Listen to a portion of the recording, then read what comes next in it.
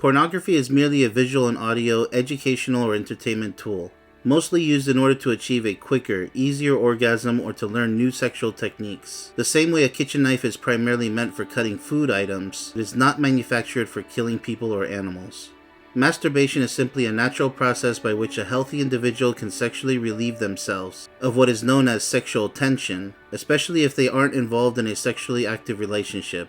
Orgasms bring much needed sexual relief, followed by a completely normal resting period that could last anywhere from a few hours to a few days, depending on how many sexual urges a person has within a day or week. Whether orgasm is achieved via masturbation with or without the use of pornography, or by having sex with a partner, the fact is humans are literally products of sex. Therefore, it's only naturally logical to understand the urgency to keep ourselves alive by maintaining an honest, happy, sexual lifestyle.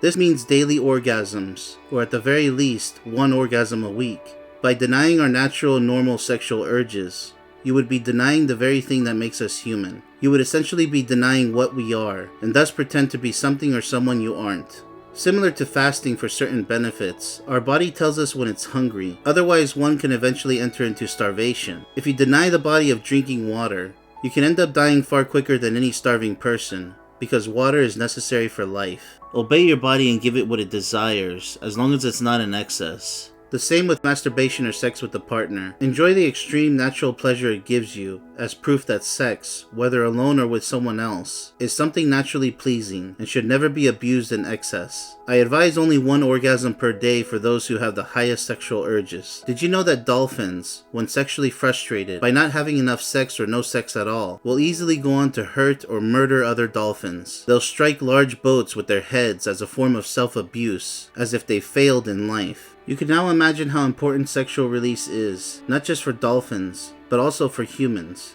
Even dogs, when left sexually unsatisfied or not sexually stimulated enough, will become irritable, violent, and scary. By the way, humans don't neuter themselves as they neuter pets to violently force them to comply with their slave-like lifestyle, empty of sex or life purpose. If you are involved in a sexless marriage or sexless relationship with another partner, I highly advise you to leave such a depressing, mediocre, non-fulfilling, empty, miserable, completely non-productive, void of any signs of love, failed relationship as soon as possible.